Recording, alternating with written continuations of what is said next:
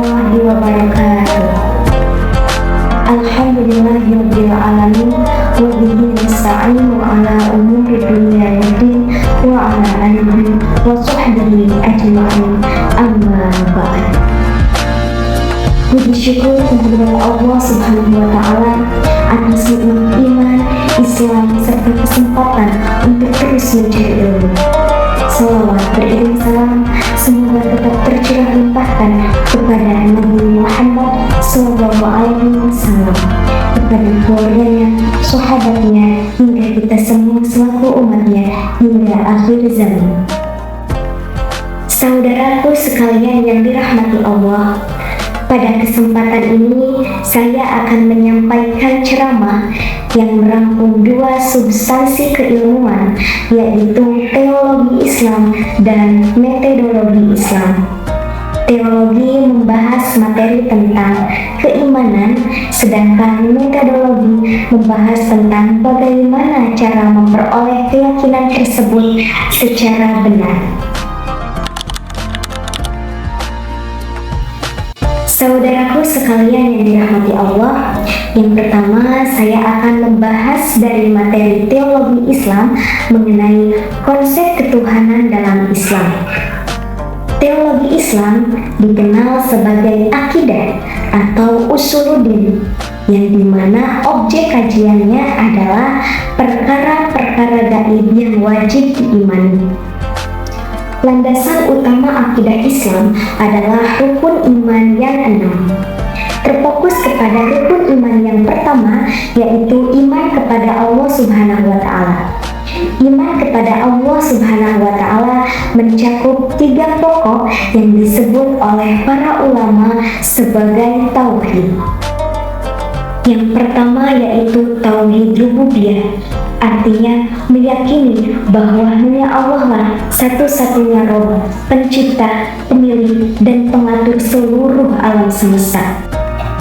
Yang kedua yaitu tauhid uluhiyah, artinya meyakini bahwa hanya Allah lah satu-satunya Tuhan yang berhak disembah.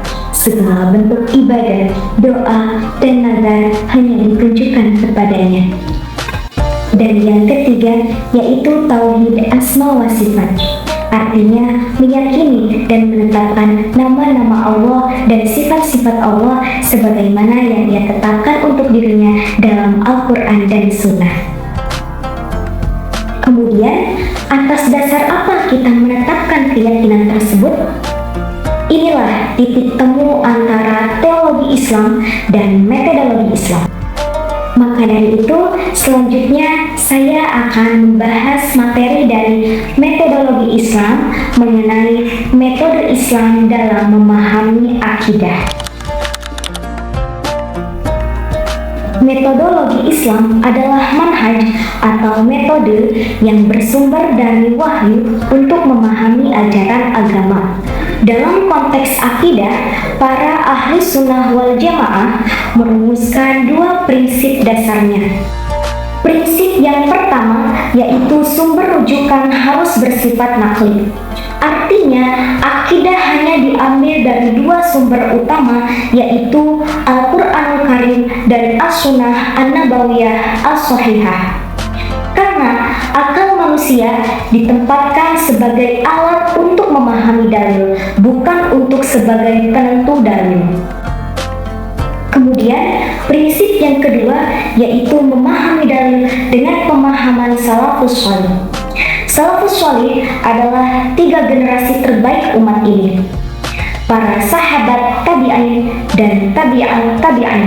Mereka adalah orang yang paling fasih berbahasa Arab, paling dekat dengan turunnya wahyu, dan paling bertakwa.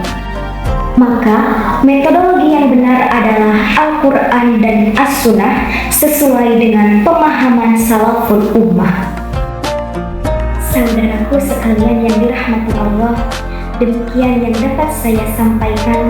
Semoga Allah Subhanahu wa taala meneguhkan kita di atas akidah yang lurus sampai akhir hayat. Mohon maaf atas segala kesalahan dan kekurangan. Kesalahan datang dari saya dan kebenaran datang dari Allah Subhanahu wa taala. Wassalamualaikum warahmatullahi wabarakatuh.